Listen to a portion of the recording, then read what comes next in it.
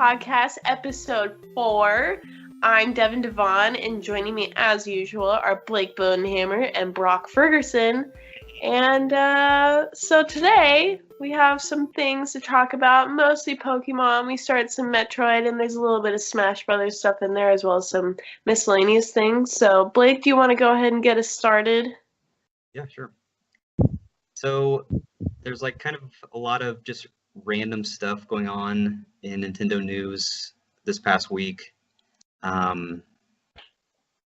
First thing was they kind of released a whole slew of new Mario Tennis characters that are coming out. We got Luma, we've got PD Piranha, we've got Boom Boom, and we've got Shy Guy. What do you guys think about him? Okay, so Boom Boom is a hilarious name. I just think of like in Adventure Time when he only refers to his poop as Boom Boom. Also, I'm down for PD Piranha again. I'm maining him in Smash Brothers. I just want him to be like the ultimate troll character. You're maining Piranha Plants, you're saying? Yes, all Piranha Plants.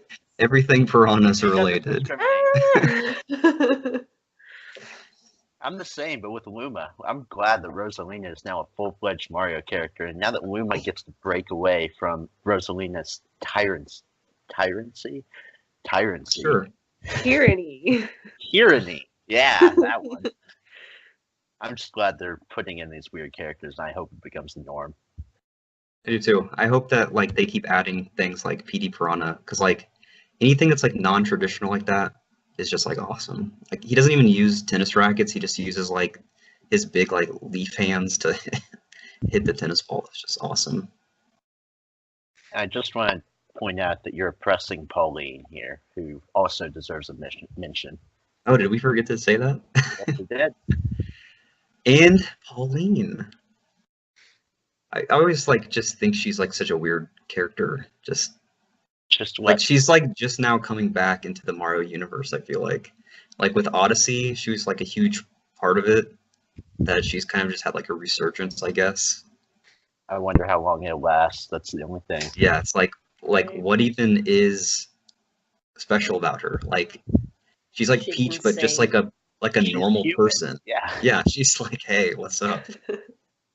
I'm the me of the Mario universe. So yeah, I mean, that's cool that they like are continuing to add characters. Everyone kind of, I feel like, knew they were going to do that. Nintendo's been good about doing that with their IPs recently. Any big IP they have, they keep trying to add DLC just to kind of prolong the life of the game. So that's always a good thing. Some Zelda news that came out this past week is with Breath of the Wild. Previously they had made a statement about the timeline, basically saying that Breath of the Wild is in all of the timelines. It's part of all of them. And they've kind of retracted their statement a little bit this week, and they've said that it isn't in any of them, so it's not part of the timeline. So do you guys, what do you think about this? Do you think this is a smart thing? Do you think this is just, the timeline is stupid? What do you think about it? Well, I feel like I remember hearing or reading something that like they haven't cared about the timeline this whole time, and they've just kind of been doing it as a fan servicey thing. And I feel like when they came out with the initial comment that this was at the end of all of the timelines, like I feel like that was kind of admitting like we don't care, like we're just making this game. Yeah. And so now they're finally like coming out with it and be like, yeah, we legitimately don't care, like it's just been a fan service thing, we just want to make games. So as a proud owner of Hyrule Historia, I think it's hilarious because I don't care about the timeline and I don't see why they should.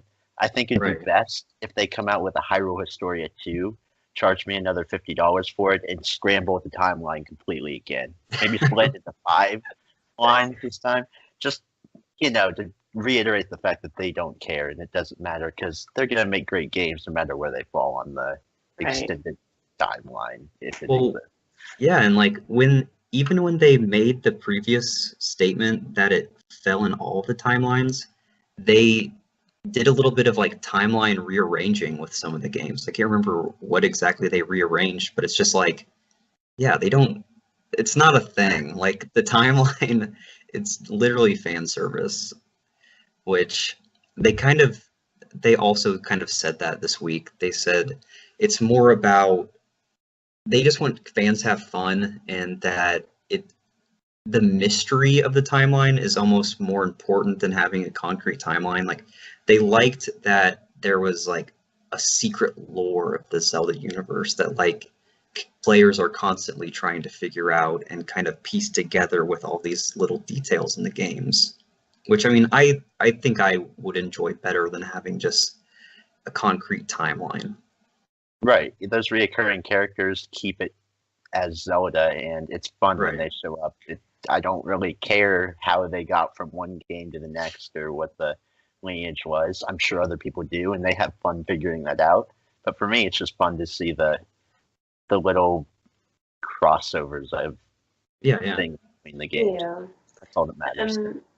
And I think it is a more rewarding thing to not have a concrete timeline, I guess. Because then players get to create their own mythology for it, which I think is a more interesting thing than having one created for you. So, yeah, like I think that having like some sort of like origin story is kind of important, like kind of like how Skyward Sword so far has been like the jumping off point of the entire series. Like it's kind of like shown how some things in the lore like came to be, like how like Skyloft was in the sky and then it like came to Earth or whatever, and then like it kind of like told the story how the Master Sword and like Ganon and all that, like why this is happening in every single game. Like I think that's important, but all the games in the middle, like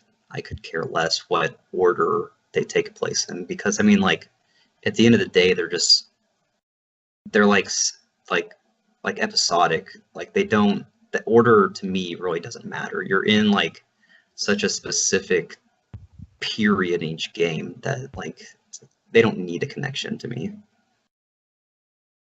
Yeah, generally I'd agree. Yeah. So another little bit of Zelda news that came out was, and this kind of came out of a strange place. It came out of the Zelda orchestra performances that have been going on.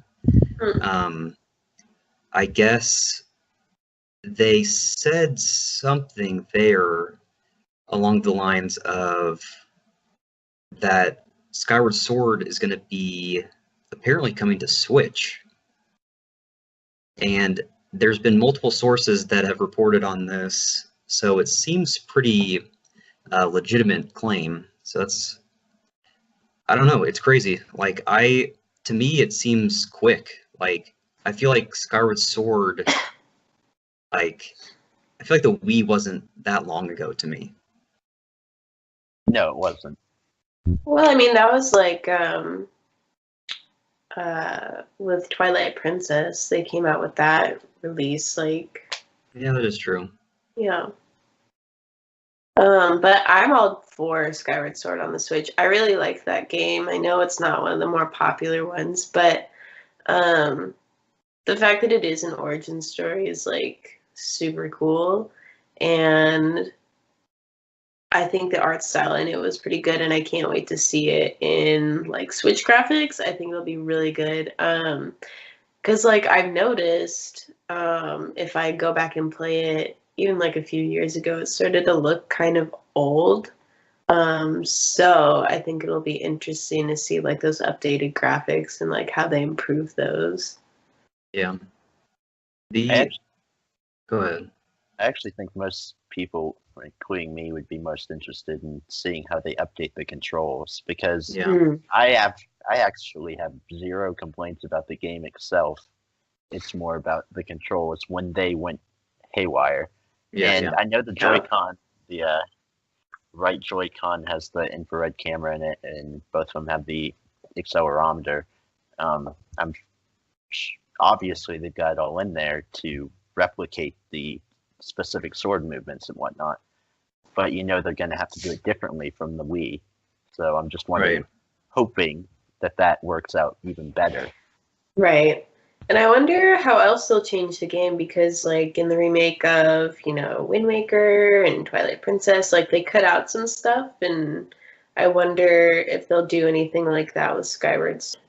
That's what I don't know. Like, well, one thing before that I don't want to forget is when when they were remaking all of these games for the Wii U, first they did Wind Waker, and then they came out with um, Twilight Princess. at the very end, kind of the Wii U's life cycle. I kept wondering, like, if they continue this pattern, Skyward Sword is the next one to kind of go back and update, remake. And I was wondering, like, how are they going to do this? Because Skyward Sword relied so heavily on the Wiimote. And like you were saying, like, the Joy-Con is almost the perfect, like, next step up from the Wiimote as far as, like, motion controls go. Because with the Wii U, the emphasis was on, like, the tablet, the gamepad. And obviously, like, you can't use that as a sword. So I do think it's smart if this is actually coming out that the Joy-Con is like acting as the Wiimote. I think that will be huge. But going back to what we were just talking about, of like what would they cut out, what would they add, I feel like some of those things that they changed in the other games were things that fans always complained about.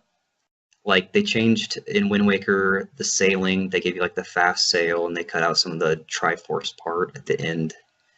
And then in what is it? I keep forgetting the name. Twilight Princess. Twilight Princess. They cut out those like tears or whatever. They cut out the tears, and I even think they made the opening shorter, like kind of tutorialness. Yeah. And they added that it was like the Cave of Ordeals. I don't remember what it was called. Yeah. Right. That was focused on Wolf Link. Yeah. Which that was cool, because like that was one thing that they actually added. All the other things like are things that they just cut because fans didn't like it necessarily. It was too kind of tedious, but I thought that was cool that they actually added something for that. Yeah, and I like how they tied it in with Breath of the Wild too, because like I know the biggest complaint with that whole addition to it was that like, oh, that's such a dungeon heavy game, we don't need another dungeon type thing. But I think the reward of having Wolf Link in Breath of the Wild with as many hearts as what you finished with was super interesting, and like I love just having Wolf Link hanging out with me. It's pretty cool. Right. Well, like I do know that a lot of people always say that one thing, I guess two of the major things they hate about Skyward Sword is one, the motion controls. They always talk about how crappy those were, which who knows if the Joy-Con will be any better. But the second is kind of the hand-holding, and like how like everything is so like almost scripted. It's like telling you exactly where to go. It's super like there's not like a sense of like there's puzzles and riddles you have to solve, but it's like those are mainly in the dungeons. Everything in the overworld is so like handholdy. So there's not really a sense of adventure or exploration for the most part, and there's no like secrets, I guess. So, but it's like I don't know how they would change that. Like I don't think they're gonna take that stuff out. I don't think they're gonna make it harder for the player. Maybe they'll rebuild an entirely new game and just make it more open world.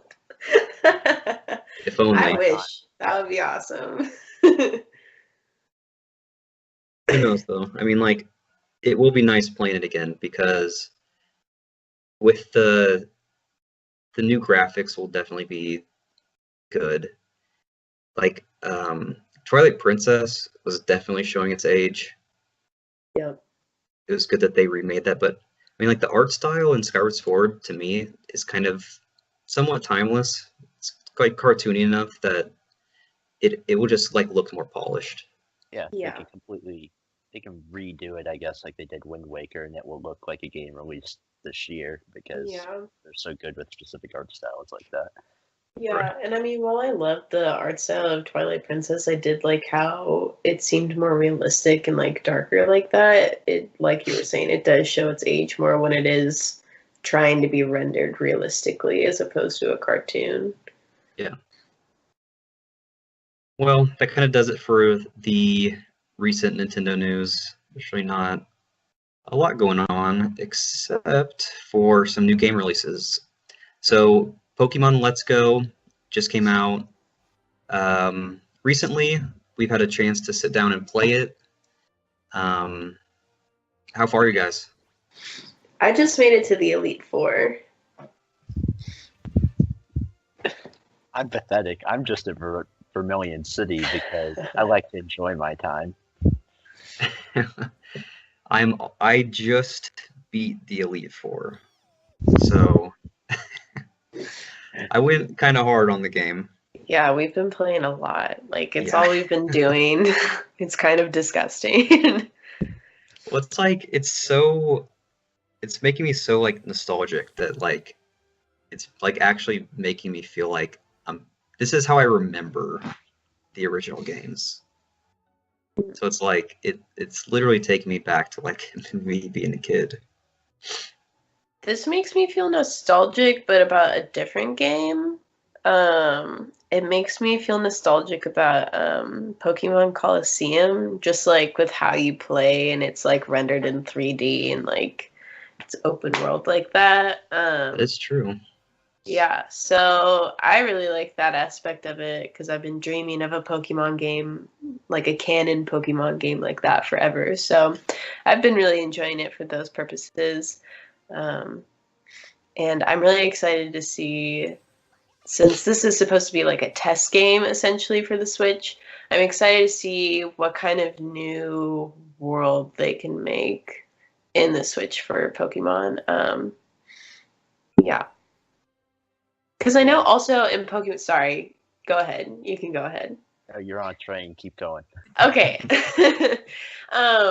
Another thing I did like about Pokemon Coliseum is the world was rendered in such a different style than most of the other Pokemon games that, you know, you go and beat gyms or whatever. And so I would hope to see something more like that in the newer games that they will end up making or whatever. Because, like, they had a desert place, like a desert town, and, you know, this rundown. I don't know. It was just really cool. And really, I just want a Pokemon Coliseum game again. But I love Let's Go and how it makes me think of that. So Yeah, I think I said this the preview discussion we had is I really hope that it would be like playing Pokemon Coliseum in the middle of an actual Pokemon game. And it is, and it's better than Pokemon's Coliseum. Because as far as I can tell, pretty much every move has its own animation, and they're all extremely, extremely unique. So I really like seeing a new Pokemon and seeing the new moves. Like, freaking Seismic Toss gets me hyped every time I see it. I love Moonblast. Moonblast is my favorite one. See, I haven't seen that, but Seismic Toss was like awesome. Like you like actually take the Pokemon to like outer space and slam it against the earth. I just remember like in at least in the second gen, it was just like a picture of the earth and it just like went over the Pokemon and like that was it. Some of those like old game like move graphics were so weird. Like I always remember like Thundershock or something was just like this black like Yeah. circle that went on them. It was like, Yeah. like, okay, that's Thundershock, sure. Yeah, that's what impressed me. Like Thundershock has a completely different animation than Thunderbolt and Zippy Zap, which is my favorite name for a Pokemon move ever now. But they're all completely different, and it looks like Pikachu's like actually doing those moves when it does the move. It's not like the Game Boy games where it's just kind of 3 lines go to the other Pokemon. Right. Wait, so Pikachu has Zippy Zap? Is that what it's called? Yeah, it's freaking awesome. It's a automatic critical hit. Its damage is like 40, but it's an automatic hit, so who cares? And it always goes first. So it's awesome. You talk to some guy in a Poke Center. So the reason I'm so far behind both of you is because I've talked to literally everyone and doing literally everything in an area. I have too. Oh yeah. I have too. We've just been I just have spending no life. disgusting amounts of time playing this game. But no, yeah, we have a guy like that too.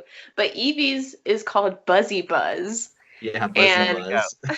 Buzzy Buzz, like, I think it has a high rate of it has a high rate of Paralyze is guaranteed, I'm pretty sure. No, it's not. Not for it's me. It's a high chance then. It is a high chance, yes. I really like Glitzy Glow because that's or the maybe psychic one? Yeah, it's the psychic one. Let's back up for people that don't know. Okay. So in Let's Go, your buddy Pokemon or whatever they're called, the Pikachu and the Eevee, they get these special moves, and I'm not sure about Pikachu's because I don't have that version, but Eevee literally has a move for every single type, I'm pretty sure, which I think is different from Pikachu. I'm pretty sure. I wouldn't say every type, but most types. I don't think it has like a dragon type move. I don't think it has like a ground type move. It doesn't have like bug or anything. Right, but it has like, I'm pretty sure it has fire, water, electric, grass, psychic, dark, okay, fairy. I think there's like 8, maybe 7, but there's a ton, and they're all like these goofy names like Buzzy Buzz and Bouncy Bubble. That's the water type one. Yeah, no, and they're great, and I love really good. Bouncy Bubble is real good.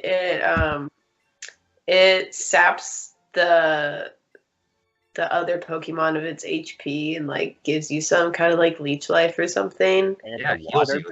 It's crazy. Yeah.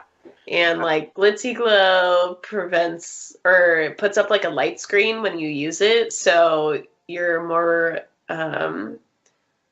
you have better defense against like special attack and things like that. Yeah, but it also hurts them at the same time. It's like all these moves are like they're like dual purpose almost. They're like all of them hurt the person.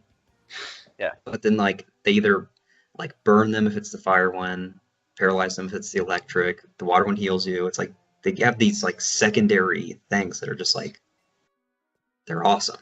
Like they're overpowered, I will admit that a little bit. Oh, definitely. But it's still nice to have. Yeah, it's like I don't know. That's like I kind of knew that was coming, kind of like how casual this game is, but like I like it. It's different moves are always good. Right. Yeah, it's interesting to see that you have multiple moves like that. Maybe I haven't discovered them yet, but I just thought Zippy Zap was it for Pikachu. Yeah. But that does. Yep, you get them when you go to the different Poke Centers. Like, there's always like a ringleader type looking guy. So maybe once you get past Vermilion, there will be more. Yeah, I'll just have to report back. I think I did see that maybe Pikachu could get like a flying type one and a water one. What? Like kind of referencing like the flying and surfing Pikachu. So that's kind of cool. Yeah. Yeah, I probably won't get those because, like you said, they're overpowered. And that's one thing I have also been doing is I do think the game's too easy if I just have Pikachu out as my first Pokemon. So I don't use Pikachu. I've actually gotten all my Pokemon fainted except for Pikachu before pulling him out, because I want to actually battle and have some sort of strategy to the game, and that's Right. a good way for me to do it. Yeah, I've been doing something similar, like especially if I'll start grinding or whatever, I'll just put Eevee away because I don't want it to gain any more levels, and I'll just evenly distribute experience against or with all the Pokemon that I want to use. So, Right. What's your team? Are you looking at me? Yeah. Right now, I've got Pikachu because I'm never putting it in a box. That's actually a result of the Pet Your Pikachu mode, which is adorable and makes me actually love my Pikachu. I have an Onyx for obvious reasons. Right. Yeah. For some You are reason, the gym leader. Yeah. I found an Oddish that I just have become very good friends with. I don't know why, but Oddish is my random Pokemon for the game. See, we don't have Oddish, which I kind of makes me sad. And then I've got the 3 starters right now because I at least want to evolve them to their final form, but I'm not going to keep them throughout the full game. Yeah, I put mine back in my box too. That's something that I kind of wish I would have done. I guess I'll tell you my team that I used. So I had Eevee. I had the 3 starters all the way evolved. I had a Snorlax, and then I had an Alolan Ninetales. So I feel like my team was super lame. I kept telling myself, like, I'm gonna come up with like a really cool team, like, and not just have it like these starters, because I feel like that's what everyone does. Yeah.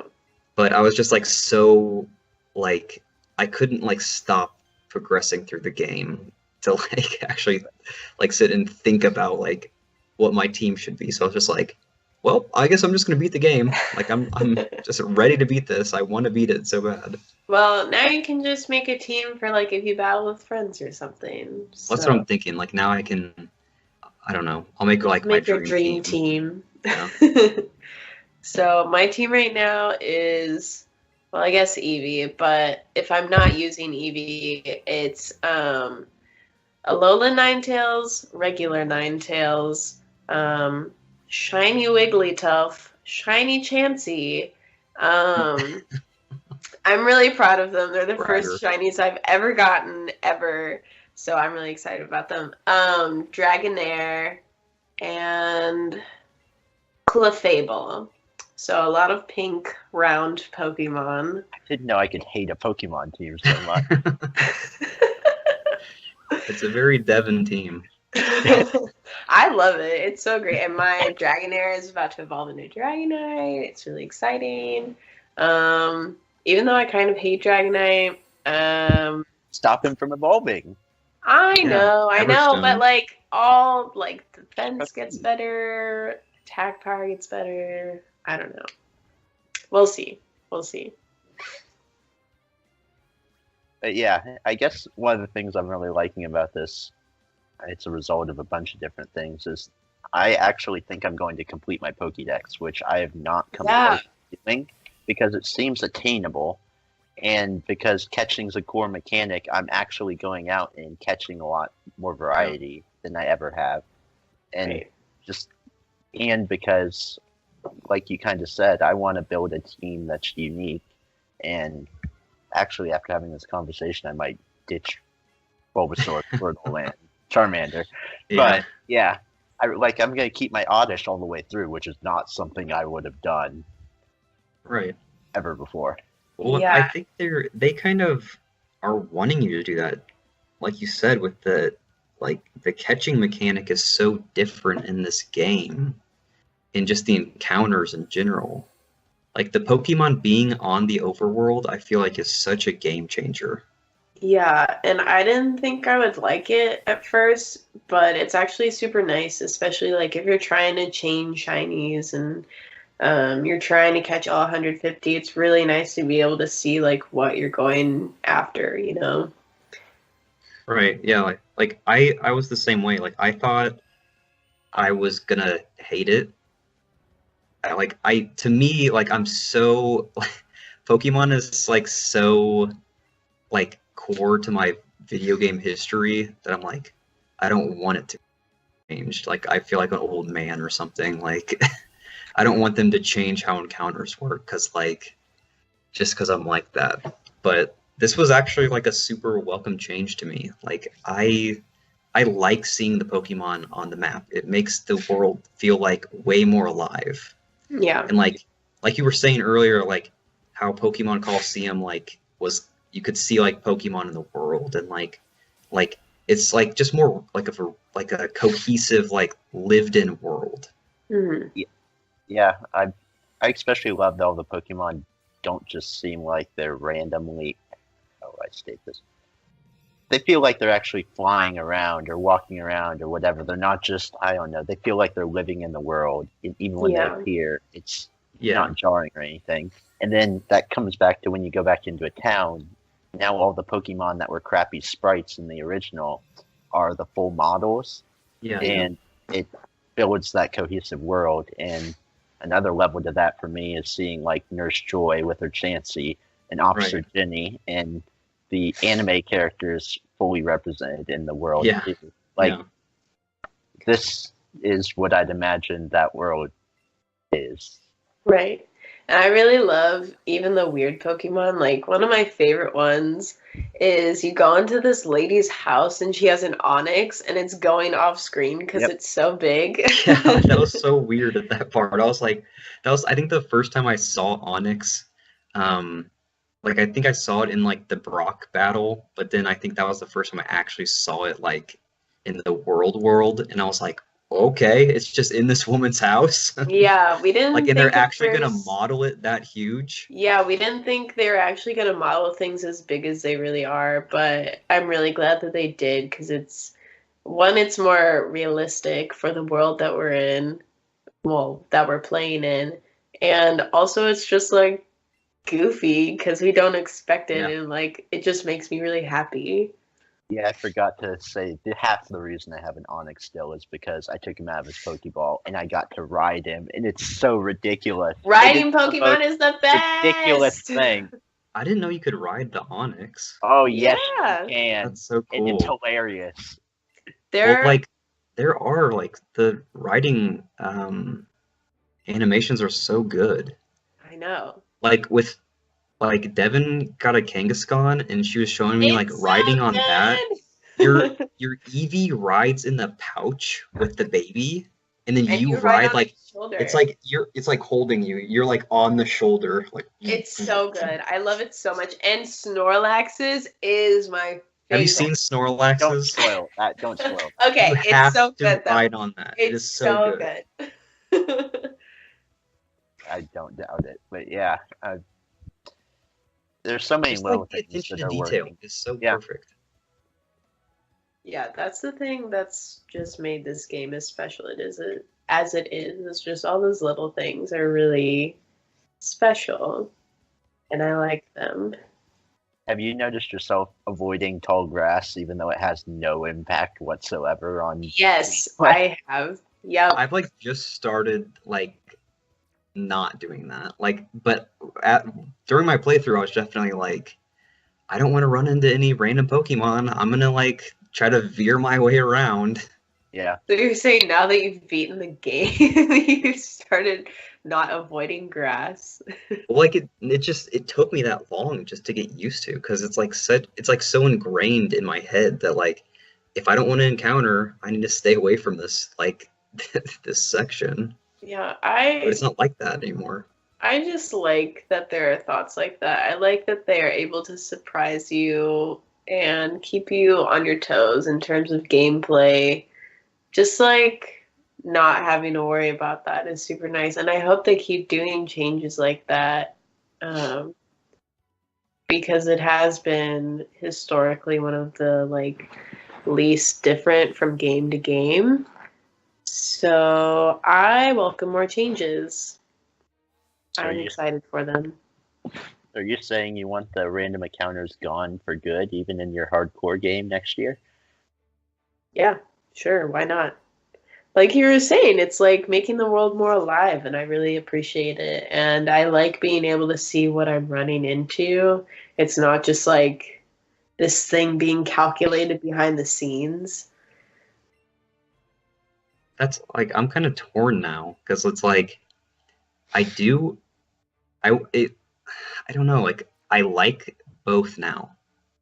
It's like I like the moment when you can't see the Pokemon like in the older games, and it's just like you get into a random battle and it's just like, oh cool, I got this thing. Like Right. you don't know what it is like going into the battle. I feel like that's I said this last time, but it's like kind of the like surprise of it. The good like the kind of the joy comes from the surprise.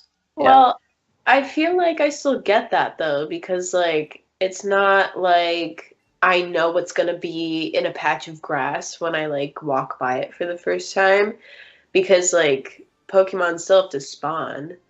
Yeah, yeah. And I've noticed like when I see something new or rare spawn, I'm like, oh my god, I have to go get that.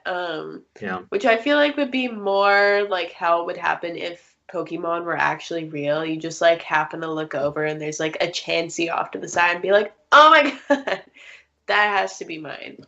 Yeah. So I do wonder what they will do going forward. Or if they would even like give the player the option or something.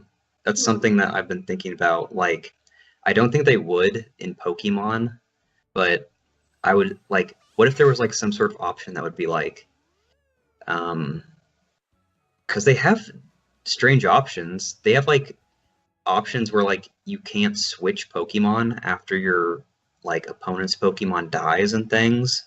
Yeah. And I was thinking like, well, maybe they could change it from like overworld encounters to just random grass encounters. Like, would they do that? Would they not do that? I don't know. I think it's too core of a gameplay issue to have it as an option, even though if it was an option, it'd be like an in-game thing. It would completely like create two levels of players, right? Because people that have random encounters obviously have a harder time filling out their Pokédex, doing a lot of specific things than people who see all the Pokemon in the overworld, and that's why I just don't think they would.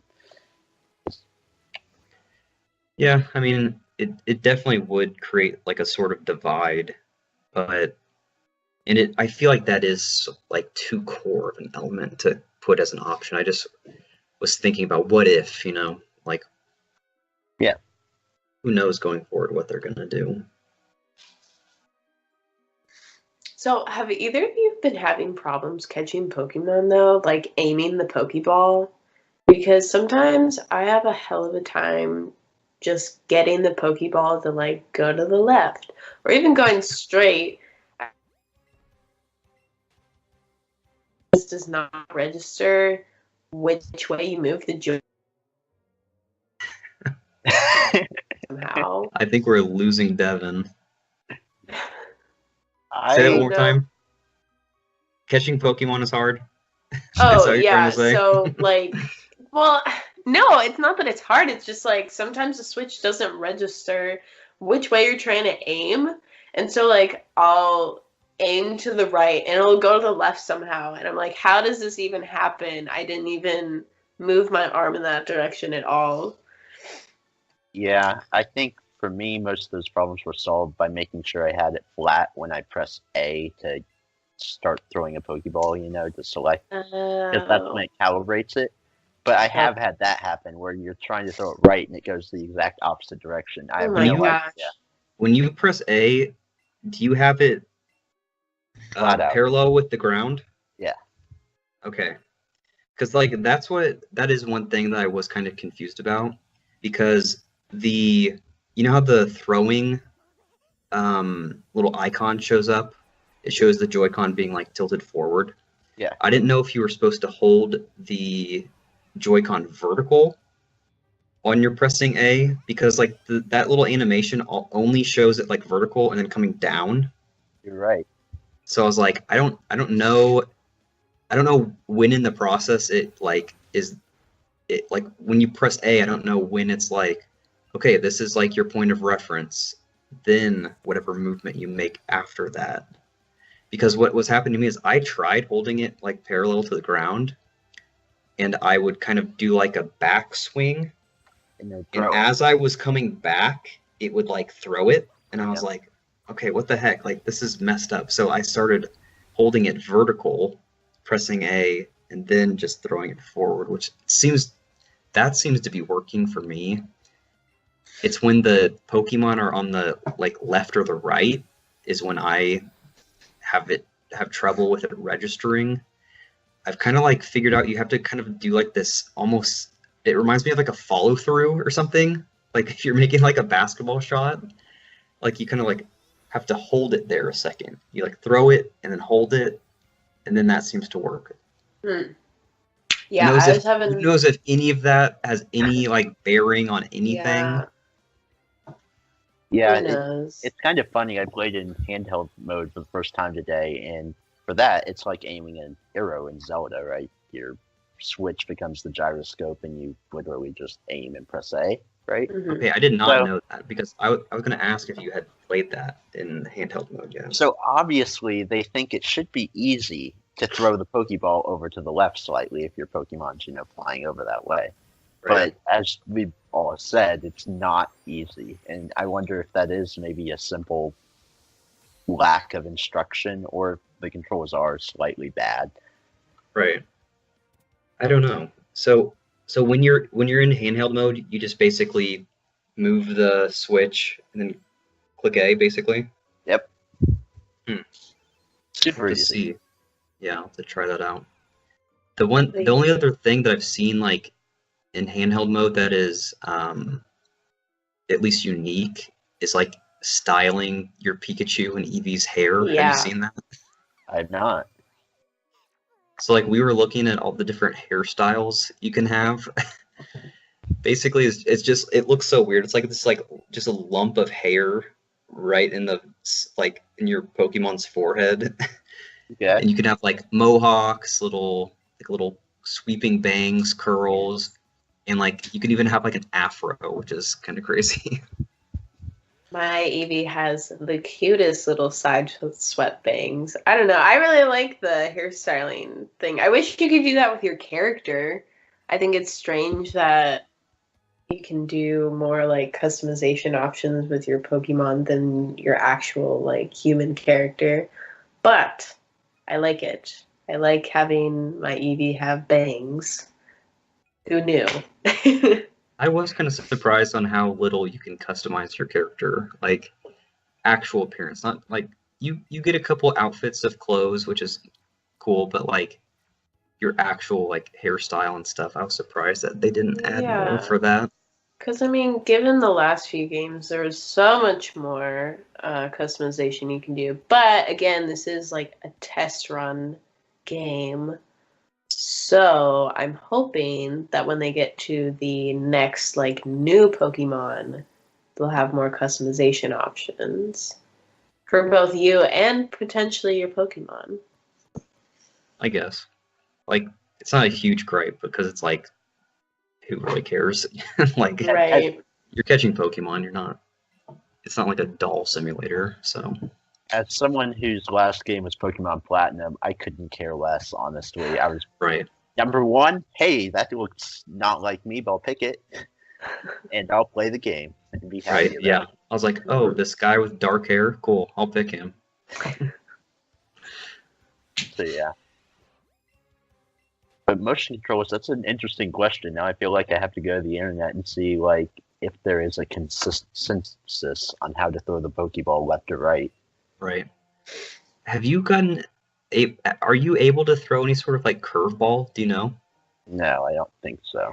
Because that was one thing I was gonna ask you, because like in how this game is so like connected to Pokemon Go, and you can do the curveball mechanic. I didn't know if that was some sort of, it gave you higher odds of catching or something.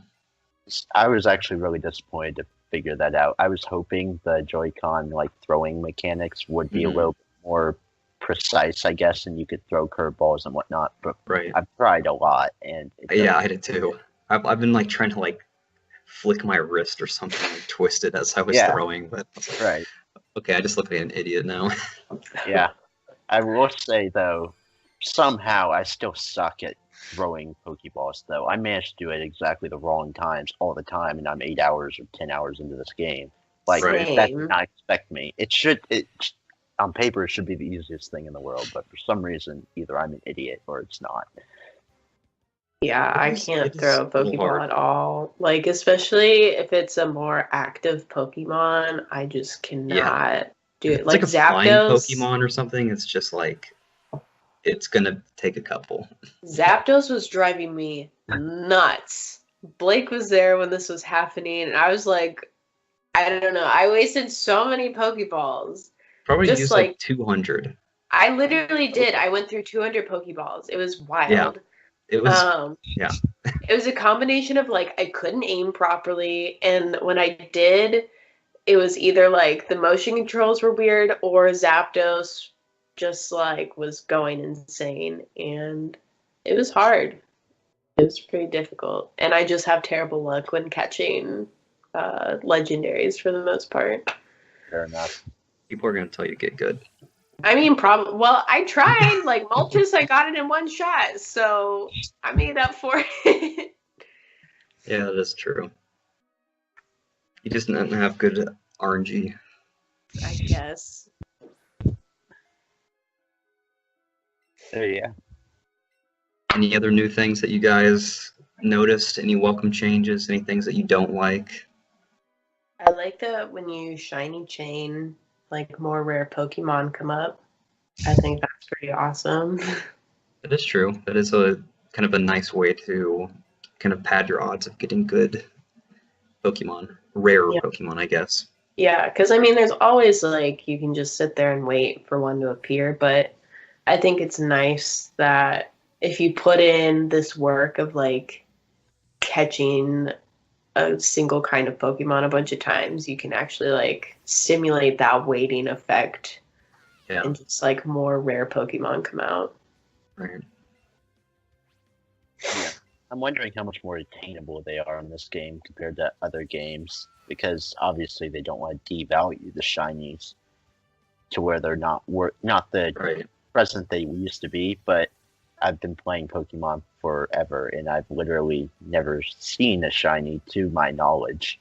Yeah, this was I the think first game I've ever even seen a shiny. Like, there was the red Gyarados and Pokemon Silver, but they give that to you. Yeah. I've never, like, seen one, like, in-game before. So this is the Chansey and Wigglytuff, which somehow I caught within minutes of each other. Like, those were the first ones that I've ever seen in my 23 years of existence.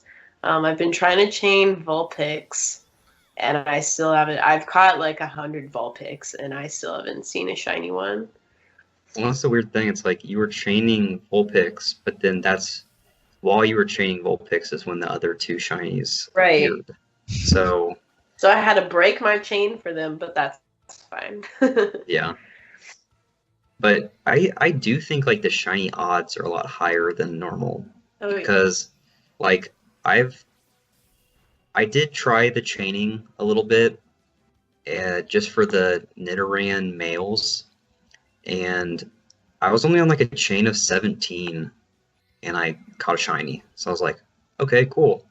I mean, it is up to luck a little bit, so who knows. But also just today when I was playing, I just randomly found a shiny Pidgeotto.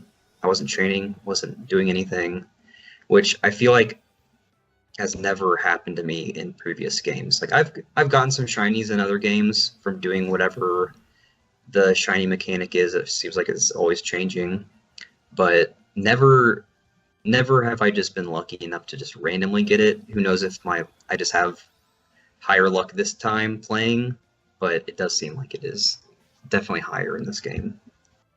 Yeah. Which, who knows? I mean, it could devalue it, the kind of excitement of a shiny a little bit, but I feel like the odds are still low enough that when you see one, it is special. Right. I'm so excited about it. Yeah. it's definitely making it seem attainable, knowing that there's a mechanic that increases your odds that much, and seeing you guys get a couple shinies, not without work, but Yeah. with reasonable work. Right. Yeah, I think that's the whole thing, is just like making it an attainable thing.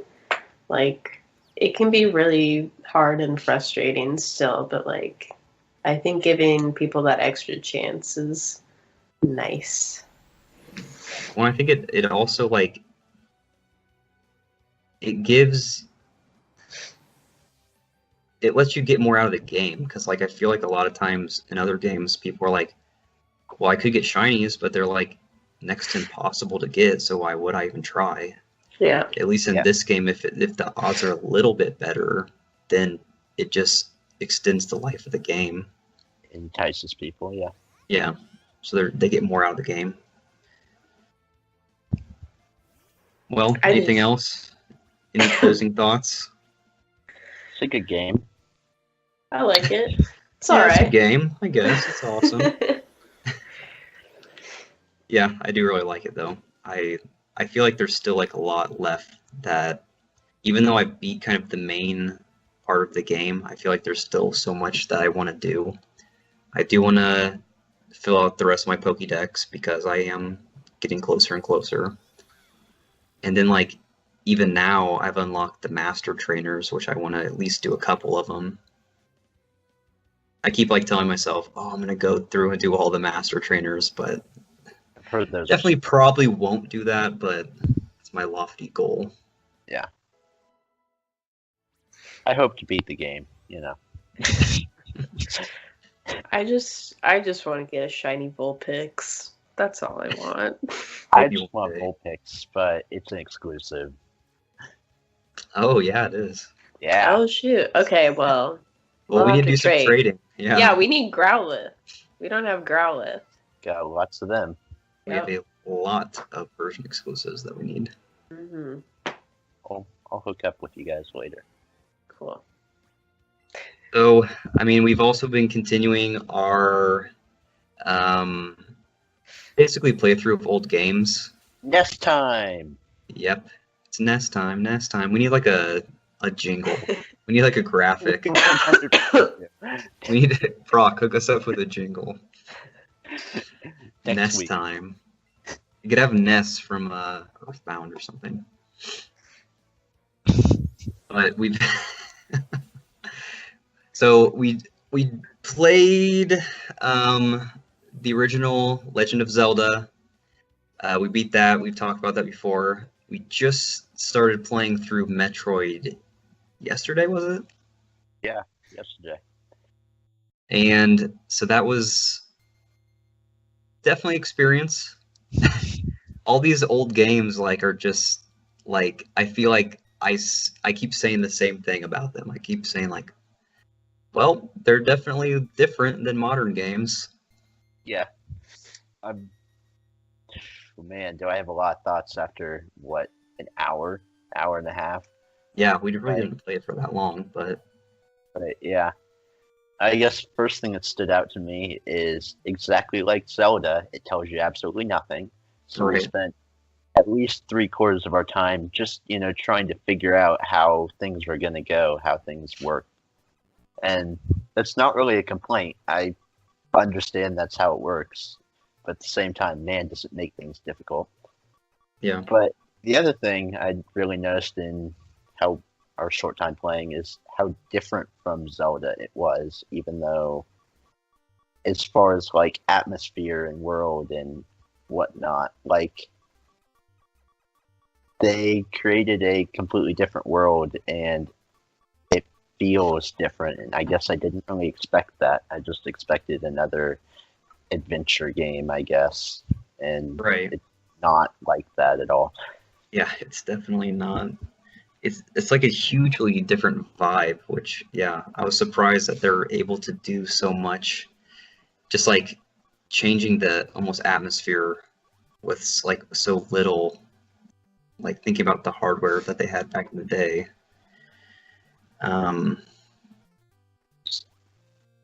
So I guess going back to the fact that they tell you nothing. Like while we were playing Zelda, we said we never looked at anything like a map or anything because we wanted to keep it as pure of a playthrough as possible. Yeah. But after going through like 4 different portals is what I'll call them. I don't know, sections between rooms in Metroid, it became literally impossible to keep track of all the different places we had been, where Right. we Yeah. could go, what even Well, in the room- rooms, like I feel like they use the same rooms but just recolor them, which is like makes it so confusing. Right. So we started drawing maps, and I've never done that. Yeah, that was weird. But I'm thinking at this point, this game might not tell you enough to be reasonable. I honestly do not know how we're going to finish this game in a reasonable time without some help. Yeah. Like, I mean, we definitely hit some like things that we know we need items on. Like our first like big barrier was we hit a bunch of doors that were red. We couldn't just shoot them like the normal blue ones and open them. So we were like, okay, well, we need something to open these. So we found finally like missiles, and I don't even know if we've gotten to try them yet. But I think that will be what unlocks the red doors. Right. But we don't know that. And we Yeah, have we don't we know. have about a stack of 4 red doors that we can't go through, and we don't know which one is the next to go through. And then we Right. made it to a completely different area that looks to be a lot harder than all of those red doors. But yeah, we're just ignoring that because the music's scary right now. right. But like I said, it doesn't give you a lot of information, and I think what to me so far has been annoying as compared to like Zelda's lack of information is the fact that just getting anywhere in this game is really freaking hard. I mean, it's NES platforming / Yeah. shooting, and just trying to explore, we've died Right. plenty of times, and it makes it so difficult to even scout out and determine what you have to do next, and that's Yeah. becoming quickly frustrating to me. When it's like I'm so used to just like this era of modern gaming, which one I think is just easier in general, but two, it like it's just the little things that I notice. Like when we were playing through, and like you said, we were trying to scout out areas. Like we would backtrack maybe like a couple, like a few pixels or something, and enemies that we had just killed would like immediately respawn, which like in a modern game, like that would never happen. Like you kill something, you think it's dead. It doesn't just like, oh, it's back. Just you took 2 feet back. It's alive again.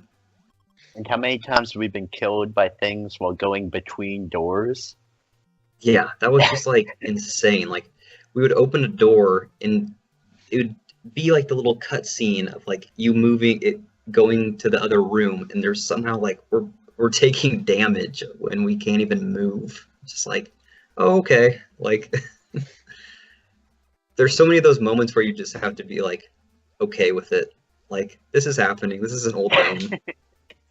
Yeah, I feel like I'm being screwed over by the game more than I've felt with either the other 2 games we played, and that's just maybe my problem, but whatever. It's boring. That's why I have this opinion. Yeah. Well, and like for me, I haven't played any other Metroid games. This is my first ever playthrough of a Metroid game, so I think it's almost like the perfect starting point. Like with Zelda, I've played like a million other of those games, but I had never played the original, so it was like weird almost going back to the original game. But this time I feel like it's almost perfect because if I play any after this, I feel like I'm going to try to play them in order so that I can kind of see the natural progression. Right. So, I mean, that was at least it'll be interesting to see with, but also at the same time, Zelda, I could kind of appreciate things that were in the older games, you know? That's one of the things I've been wondering. Like, there's certain limitations on Samus right now, and I don't know if they're because of it's an NES game, it's the first game in the series, and it's just that's how it is, or if that's a limitation of Metroid games. So things like you can only shoot either straight up 45-45, Right. and then your bullets, I don't know what they are, plasma things, only go about 2 feet from you, which makes shooting enemies extremely tough, especially because you can't shoot anything that's on the same level as you, or one that's, I guess, below you, kind of crouched below you. Right. So it makes things literally unhittable. And maybe that's just something that happens in Metroid, but while I've been playing this, and this is my first exposure, I'm thinking, this is just bad NES game design. Yeah. Well, because that's what I was thinking too. Like, there's the enemies that are just like crawling on the ground, and you can't shoot them at least what we have right now. You can't shoot them. You can only shoot like one little tile or whatever up. So it's just like, okay, like, run. Is it designed like this, or is it just poor design? Yeah. But like I said, I compliment it on the atmosphere and the music, and like the enemies and whatnot are at least unique and whatnot. I've enjoyed getting to know the world, I guess, like this. But gameplay wise, so it's been frustrating. Right. So yeah, we'll see. We'll definitely get through it. I don't see us getting stuck or getting too frustrated. We'll definitely get through it. We have the save states on our side.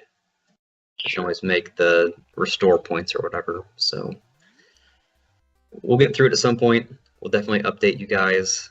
And yeah, hopefully we keep continuing to get through some of these old NES games that we never really got the chance to play. As long as they keep releasing them. Yeah, like, I'm so glad that they're putting these out on the Switch, because it's just like, I did at one point have an NES when I was like really young, but my family, we've gotten rid of it since then, and I never got to play some of like these classic games. So it's just nice that I at least have the opportunity now without having to like actually go out and buy a like physical NES. Yeah, just making it easy and accessible makes a world of difference. Yep. Devin didn't play Metroid with us. I had to do a paper. She did watch me play a whole lot of Hollow Knight, which I guess is kind of a modern Metroid. I played Hollow Knight. Hollow Knight's fun. That's what you should play next, Brock. Once we beat this, see how it compares. You should play Hollow Knight. Well, I'll put it on the list. Add it to the backlog. I played Undertale, so that is true. Yeah, it's possible. Ooh, I do have one more game to add to your list. It's called Minute. Have you ever heard of it? Yeah, I watched Blake play for a while, I thought, where you die after a minute. Brock played that. He played it when he came over. Yeah. Oh, was he there when I beat it? No. Oh, okay. I don't think so. But yeah, we're gonna keep playing through those. We'll keep updating you guys on them. But huge releases coming up. We talked about it a while ago, but Smash Ultimate is coming up very, very soon. I can't believe how soon it's coming out. So crazy. Very excited for that. So, when is it? That's like it's not this Friday, but next 7th. Friday, right? Yeah. So it's very soon. We have basically 2 weeks until it comes out. So, people are actually getting copies like early, which is crazy to me. Like I saw somewhere in Mexico, like people actually had physical copies. Like retailers are just like saying, "Screw the street date. We're just gonna, somehow we're gonna give these out." So Smash Ultimate is out in the wild. Like people have it, people are playing it. It's the actual copy that people are gonna be playing. It's not some sort of like beta copy or something. I don't even know if that's a thing, but it's the actual real deal game. And I haven't seen a lot. I've been trying to kind of keep away from it, but it looks awesome. Yeah, my hype's been the same ever since that last direct. I'm way ready for it to be released. Right. So a couple things that they've touched on, they've kind of released after that direct that are at least notable is like Sakurai came out with like a statement and he said that basically to stop like bothering them about the DLC, he was like,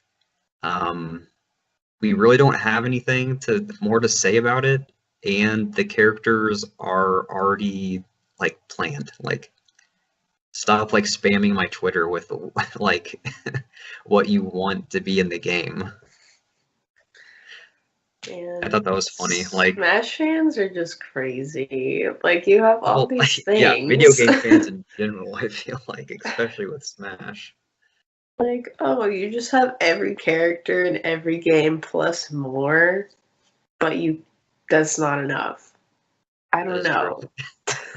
You say that, but we've also spent a good half of this podcast ragging on really good games, so Yeah, that's true. That's we fair. will never be satisfied.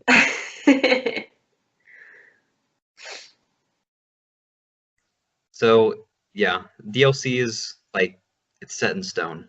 Like they've said that. And that's with the DLC pass. I think the 5 additional fighters or whatever that we're gonna get kind of after the game releases. Quest for Honor, yeah. Yep. So that's already decided. Do you guys have any final thoughts kind of before Smash comes out? Anything that you're super excited for? Well, one thing you just glossed over is the fact they were decided by Nintendo. Oh yeah. Specifically said that, and so a lot of people were speculating, like, what does that mean for those final 5 slots? Would they be more promotional slots for upcoming Right. games, or if, like, how that would shake out? And for me personally, that doesn't worry me at all. They're like, since I primarily play Nintendo games, I would be completely okay with them being promotional slots. I think an ARMS character deserves to be in the game as a full-fledged character. Yeah, I don't really have any examples off the top of my head right now, but Smash is a Nintendo game, so why shouldn't Nintendo be the ones deciding the DLC? Yeah, that is true. It is interesting that like with the last Smash, they had the Smash ballot, and that's how they wanted to kind of generate the new characters. But then this time they were like, I feel like they saw how badly that went. They're like, no, we cannot have Goku in Smash. Sorry, you can't make decisions anymore. You can't be trusted. They're like, no, we don't want all these troll characters. So they put in Piranha. Yeah, yet, like the top 5 of that ballot that were reasonable got in the game. So right. Well, and it's like it is strange to me because I feel like the ballot they kind of did use that somewhat for advertising. Because like I feel like I was always kind of weirded out that Bayonetta got in. Yeah. Because like I to me it's like I never heard anyone like wanting Bayonetta as their top character to be in. But like then like Bayonetta had a couple games come out on Nintendo systems, so it's like, oh okay, I see what you're doing here. So I'm sure it will be a lot of like kind of cross promotion. But I have no idea what for is the thing. It's like you said, ARMS would be smart. I don't know how like long they're trying to promote ARMS. Like I know it's been out for a while, or it could be something like completely new. It could be like a new. What if they have like a new character that they were in Smash before their game even came out? It could be that they could reboot plenty of franchises, like say Yeah. Chibi Robo in Smash. I'm putting that out there right now. I'm down Wasn't for there- it. Oh yeah, there was a Mii costume. There was a Chibi Robo Mii costume. Yeah. I was like, where did I see that? Like, did I just have like a premonition? Am I am I seeing the future? Yeah, so who knows? I feel like no one's going to be able to guess what those 5 slots are until they actually get released. Yeah. I don't want anyone to guess or at least like leak information. I like there to be some mystery to things. So I hope that the DLC is kind of a surprise. No more fake Grinch leaks. True. Don't do well, no, if they're fake, that's fine actually. Like I'm down for fake leaks. How will you know though? I won't until they lie to my face and be like, oh, do it? yeah. So lie to me, Nintendo. Surprise me. I guess that does mean that any leak could have all 5 characters in it, which is kind of scary. Yeah. You can't leak one, but we'll see. That is true. Like if there was a potential leak, it would have every single one. Like there would be no reason for the leaker just to be like, oh, you get one. Yeah. We'll see. Yeah. But yeah, I'm super excited for the game to come out. Like not like obviously I'm excited just to play Smash, just to fight people, but like the different modes are just like I love that they're going back to like somewhat of an adventure type mode. I love all the different variation of modes that you can do. Yeah. Like I love the event style modes. I love just all the wackiness that like they can do with like Smash, and like I think Spirits will kind of bring that from what I've seen. Like, oh, the floor is lava, or the floor like poisons you or something. Like just stuff like that that's a variation on what we know. I think it's gonna be fun. Yeah, at the very least, there aren't any modes that are going to completely ignore, like Smash Tour per se. Yeah, Or, yeah. In the last game, they had that mode where you bet coins and it gets harder or something. I did that like once. But at least I'm going to play Spirits a lot. I'm going to switch up all of just the options in normal Smash matches a lot. Yeah. Because they're like trying out Omega stages, trying out Battlefield form stages. One of the modes that I've been very curious about since they kind of half mentioned it in the first Smash Direct was Squad Strike. And even though I haven't been looking at leaks, I did see that someone confirmed it's going to be basically one stock per fighter. So you can pick 3 different fighters for your 3 different stocks. And for me, how I play the game with friends, that will be awesome. Because I hate when people just rely on one main character. I love to spread it out. And yeah, because like I feel like a lot of people when they play with friends, it's like one, it's either people just stick to their main, which gets kind of obviously boring after a while, or like you kind of have like this pool of characters that you're kind of good with, which I feel like is perfect for that Squad Strike mode. Like you fill out your like roster with characters that you're, okay with. Right. And then you're like, okay, let's see how much damage I can get done with this. Yeah.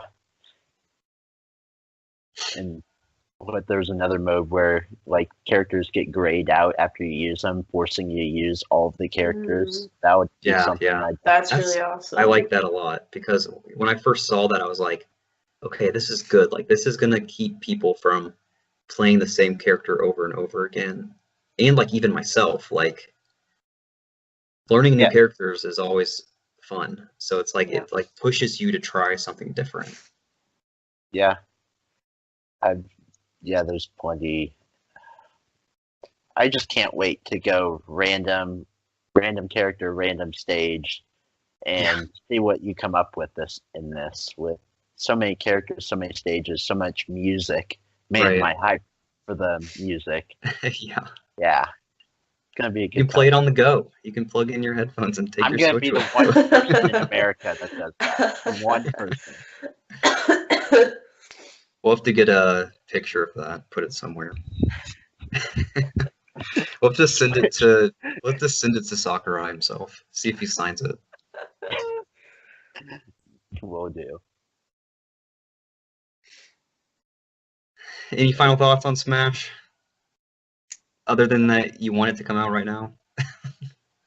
Just can't wait to play my plant. Your Piranha Plant? So you're just not gonna play for the first month. You're gonna wait till Piranha Plant Yeah, becomes available. Yep, I'm a purist. you're only gonna play that character. Only Piranha Plant. Okay, we'll see. Well, I think that's going to do it for us this episode. Again, you can find us on all things Fourshade Studios. You can hit up our website, Facebook, Twitter, Instagram. Again, it is Fourshade Studios, FOURSHADE, studios.com. All right, that's going to do it for us. We'll see you next time. Bye. Bye.